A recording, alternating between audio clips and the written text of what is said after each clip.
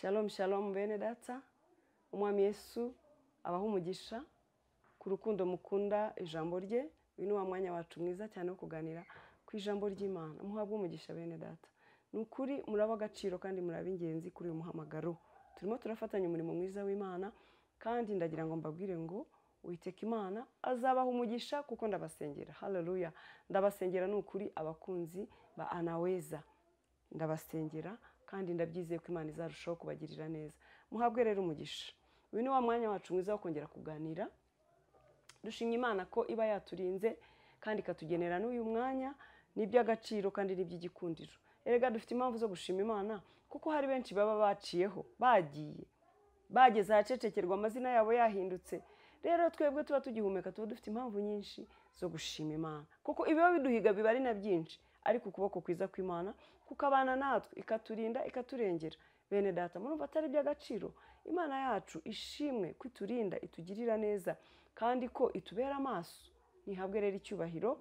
Muri uyu mwanya tujye kuganira ku ijambo ry'Imana, turimo kuganira ku bintu bijyanye no gusenga muri iyi minsi. Turimo kuganira ku gusenga.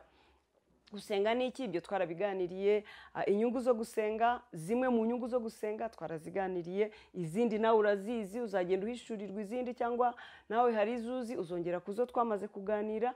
Uyu munsi rero tuje kuganira ku ngaruka zo kudasenga. Kuba umuntu ari umuntu uriho, wibereyeho gusa, uyobora ubuzima bw'uko abushaka, ubayeho ubuzima budasenga, ni ingaruka ki ahura nazo? Ni gute ababayeho ubuzima bwe? Ese ni ibiki bishobora kumumerera nabi? Uyu muntu ubayeho adasenga ni ingaruka ki yagira? Yesu ashimwe cyane.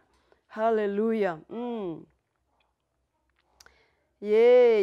Umuntu udasenga rero bene data ni nyinshi. Izi ngaruka zo kudasenga ni nyinshi, ariko nyine turavuze ngo turareba zimwe muri zo. Umuntu ariyobora uko yishakiye. Umuntu ubaho adasenga ni ukuvuga ngo aba yabwiye Imana ngo Mana singukeneye, sinkeneye kunyobora, ndihagije, ndishoboye, nifitiye ubwenge, ubuhanga bwanjye burampagije, ntabwo nkeneye ubufasha bwawe, sinkeneye kuyoborwa nawe, ndihagije. Uyu muntu rero abaho yiyoborera ubuzima bwe uko abushaka, abaho yiyoborera intambwe ze, ibikorwa bye, mbega ubuzima bwe abuyobora uko abushaka, kuko ntashobora kumenya ubushake bw'Imana atabaye imbere y'Imana ngo ayoborwe n'Imana. Bene uyu muntu rero ni wa muntu wabaye ikigenge cyangwa ikigomeke ugenda mu buryo butandukanye n'ubushake bw'Imana, kuko yahisemo kwiyobora. Yesu ashimwe cyane. Yahisemo kwiyobora, ntabwo agendera mu bushake bw'Imana. Iyo rero ni ingaruka mbi cyane, mbi cyane, ikomeye cyane, kuko niba ubayeho wigenga, wiyobora, ejo uzagwa mu mwobo, ejo uzagwa mu makuba, ejo uzakora ibyangwa n'Uwiteka. Kandi kuko wamwimye umwanya mu buzima bwawe, bizakugora kugaruka kunga ubumwe nawe, bizakugora kugaruka kongera kugendana nawe, cyangwa nunagaruka kuko Imana yacu yicaye ku ntebe y'imbabazi, ariko uzagaruka wahuye n'ingaruka, uzagaruka wakubititse. Yesu ashimwe cyane. Byiza bizima rero wahitamo hakiri kare. Yesu ashimwe cyane. Izo ni ingaruka umuntu udasenga, umuntu ubayeho ubuzima budasenga ahura nazo. Ariyobora akagenda bitandukanye n'ubushake bw'Imana, agakora ibintu uko abyumva. Kandi nawe urabizi, umuntu wiyobora ibyo ahura nabyo ni bibi, ntabwo ari byiza. Yesu ashimwe cyane. Biba bisa n'iby'umwana mu rugo utumva amategeko ya se, kuko gusenga ni itegeko. Kuryubahiriza rero ni ukubaha Imana. Twaravuze ngo musenge mutajya mu moshya. Yesu ashimwe cyane. Musenge mutajya mu moshya kandi musenge ubudasiba. Ijambo ry'Imana rikunze kudukangurira gusenga, gusenga, gusenga. Wowe udasenga rero ubwo wasuzuguye Imana, weretse ko nta kimaze mu buzima bwawe, wihagije, wishoboye. Ngo rero uwo aba yabaye ikigenge. Wa mwana urenga amategeko yashyizweho mu rugo, mujye mugera mu rugo saa 2, muze mukore devoir cyangwa muze mukore akazi ko mu rugo, wakahagera saa 5, kuko ntabwo yumvira se, ntabwo yumvira nyina, ntabakeneye, yamaze kwigira ikigomeke, ntabwo yumvira amategeko y'ababyeyi, ntakeneye n'inama zabo, ntakeneye ko bamufasha, ntakeneye ko bamuhugura. Waba yabaye ikigenge. Natwe rero iyo tudasenga tuba twigometse ku Mana, twayeretse ngo Mana uradushakaho iki ko twe tudagushaka, ko twe twihagije. Bene uwo muntu byanga byakunda ahura n'ibibazo bikomeye mu buzima bwe. Haleluya. umuntu udasenga izindi ngaruka ahura nayo, biroroshye cyane ko umuntu udasenga yakora icyaha, kuko nta kimutangira, nta mutima umukomanga, nta jwi ry'Imana ari bwumve ngo ariho umwanya yararyirenga. Hari igihe umuntu udasenga yirengagiza ijwi ry'Imana, igahora imubwira kora ibi ntabikore, reka iki. Iyo unini y'Imana ikakubwira rimwe kabiri gatatu kane, ivaho igaceceka ikakwihorera, kuko ibibona ko utayikeneye wihagije, ikakurindira igihe uzahura n'ikibazo ukagaruka imbere yayo wikubita hasi. Yesu ashimwe cyane. Wikubita hasi kandi ngo izadukina ku mubyimba.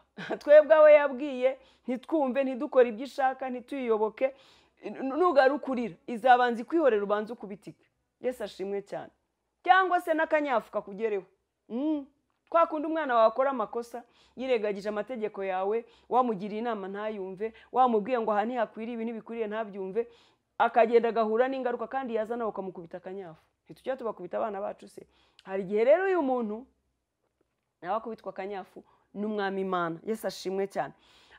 Biroroshye rero, biroroshye kugwa mu cyaha, kuko warigendeye, wariyoboye nyine, urakora ibyo ushaka, ibyo wumva we wenyine. Ariko umuntu usenga, naho yaba ari umunyantege nkeya, nibura aba afite ka kantu, ka gatima kamubwira ngo hoya, ibi ntabwo bikwiriye umwana w'Imana, hoya gira gutya na gutya.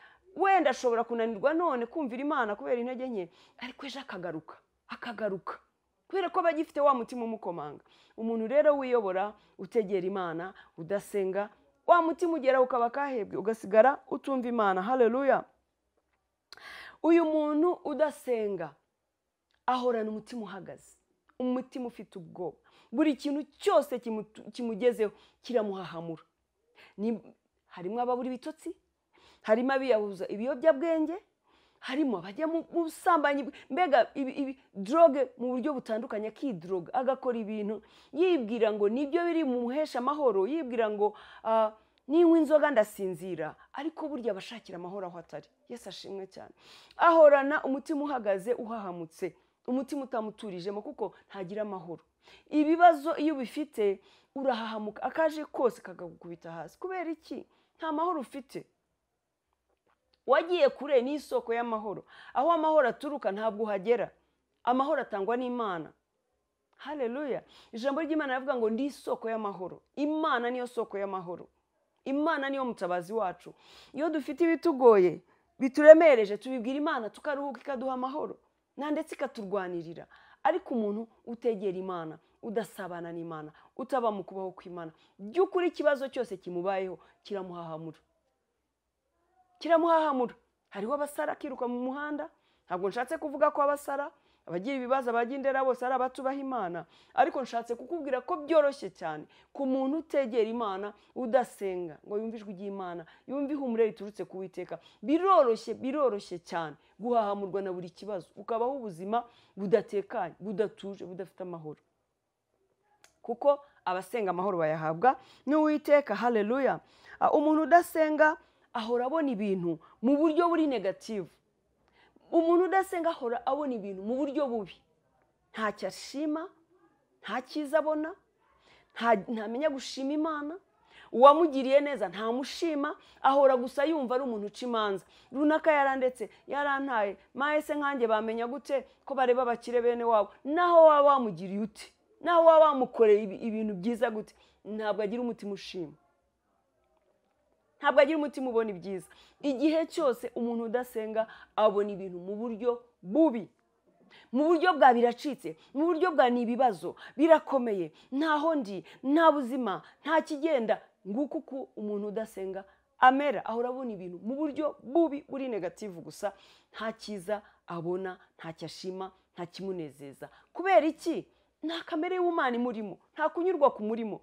N'ibyo afite ahora abona bidahagije, ahora ahahamutse, ahora yarataye umutwe. Mbega kudasenga bene data si ibintu. Izo zose ni ingaruka z'umuntu utegera Imana. Ijambo ry'Imana iyo rivuzwe, bakigisha ijambo ry'Imana, cyangwa agahura akajya mu rusengero, cyangwa se agahura na video ivuga ku ijambo ry'Imana, cyangwa kumva indirimbo ivuga ku ijambo ry'Imana, ivuga mbese urabona ko indirimbo z'Imana n'ubundi ziba ari ijambo, ziba zihumuriza cyangwa zituganiriza. Uyu muntu rero udasenga, yaba ari ijambo ry'Imana, yaba ari indirimbo y'Imana baririmbye, yaba ari iby'Imana abantu bicaye bakaganira, ntibimufataho, abitesha agaciro, arabigaya, ajya imanza n'abaganira ijambo ry'Imana. Ni wa muntu mbese ni bwa butaka bwumye bwakakaye ku buryo ntaho iby'Imana bimufata. Ese byamugeraho gute? Ko atayegera, ko atazi imvugo yayo, ko adasabana nayo, ko atayicuditse. Urumva yakumva gute ijwi ry'Imana? Yakumva gute ijambo ry'Imana? Ntafite amatwi aryumva, ntafite amatwi aryumva, ntafite umutima uhumutse, ntafite amaso y'umutima ahumutse ngo yumve ijambo ry'Imana. Iby'Imana nta gaciro abiha, ntacyo bimumariye, ntacyo bivuze mu buzima bwe. Kubera iki? Nta Mana iri muri we.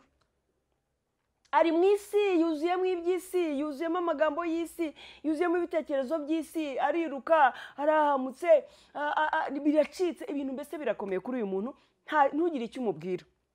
Haleluya! Uyu ni umuntu udasenga.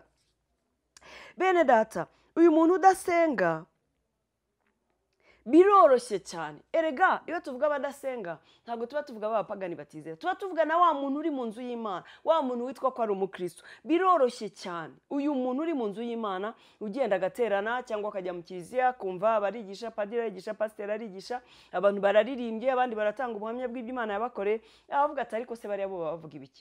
Baba nakabya. Mbese akaba ari umukristo ariko ari umupagani uri mu nzu y'Imana. Kubera iki? Kuko adasenga, yarakakaye. Umutima we hari ubutayu, nta gusabana n'Imana, nta munezero w'Imana, nta byishimo, ari mu nzu y'Imana. Noneho rero tureke uyu mupagani wo mu rusengero, wo mu nzu y'Imana, tujye kuri babandi bo hanze, noneho bo batamenya iby'Imana na gato, batanabyitaho. Abo bo birukundi nyine, nawe urabyumva. Nibo babandi bidroga, nibo babandi bajya mu bapfumu, nibo babandi bakora ibindi byose. Kandi burya hari n'abari mu nzu y'Imana bakora ibyo byose, basambana, bariganya, abambuzi. Mbega iyo udasenga mwene data ntacyo utakora. Ushobora kuzinuka Imana kandi uri mu nzu y'Imana, ushobora kubaho ukora ibyangwa n'amaso y'Imana kandi uri mu nzu y'Imana. Abari hanze bo ubwo urumva biba ari ibindi. Nimuze twegera Imana dusenge bene data, kuko harimo inyungu nyinshi. Twaraziganiriyeho, mwarabibonye ubushize, twaganiye ku nyungu z'umuntu usenga, usabana n'Imana. Icyo twavuze rero gusenga icyo ari cyo ni ugusuka umutima wawe imbere y'Imana, ni ugusabana n'Imana, ni ukuganira n'Imana, ni ukwiyegurira Imana, ni ukwibwira ngo Mana ngwino ube mu buzima bwanjye kuko simbishoboye, ndagukeneye kuko ntacyo nishoboreye ku bwanjye. Mana ngwino ubane nanjye, Mana ngwino unyobore, Mana ngwino unyigishe, Mana ngwino ungirire neza. Nguwo umuntu ushaka Imana uko abigenza, ahora ashyiraho umwete, akagena icyo gihe akagiha Imana, akagena ahantu akabitegura, akavuga ati igihe iki n'iki nzajya nsengera hana, ukabiha agaciro, ukabiha umwanya kugira ngo Imana ikugirire neza. Mwene data, kubaho udasenga ntabwo ari ubuzima. Garukira Imana. We wasengaga, we wasabanaga n'Imana ukaba waragiye kure yayo, have sigaho garuka. Hanze ni habi, nta buzima buriyo, nta munezero uriyo. Ejo utazagwa mu mwobo, kuvamo bitagishobotse. Ongera wegera Imana, usabane n'Imana. Harimo ingaruka nyinshi ku muntu udasenga. Izi nkubwiye ni zimwe muri zo, ariko nawe ushobora no kuba uzi izindi, cyangwa se wenda mvugana n'umuntu wamaze no guhura nazo. Ariko wowe wenda utarahura nazo, ndakwinginze ngo fatiraho usenge, wegera Imana, kuko harimo inyungu nyinshi mu gusenga, uzabona ineza y'Imana. Haleluya!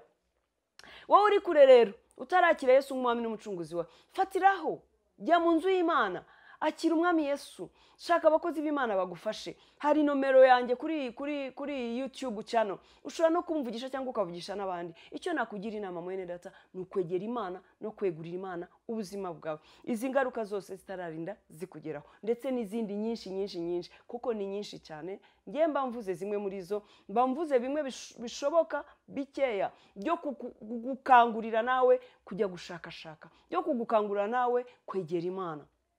Imana ibaho umugisha bene data, murushizeho gukunda Imana, ntimujye kure y'Imana kugira ngo izi ngaruka zitazabageraho, hamwe n'izindi nyinshi zitazabageraho. Nta buzima buri hanze y'Imana. Burya umuntu udasenga aba agaragara nk'uriho ariko aba yarapfuye. Burya ntabwo aba ari muzima, aba ari iki kibiri tubona ariko nta buzima afite muri we.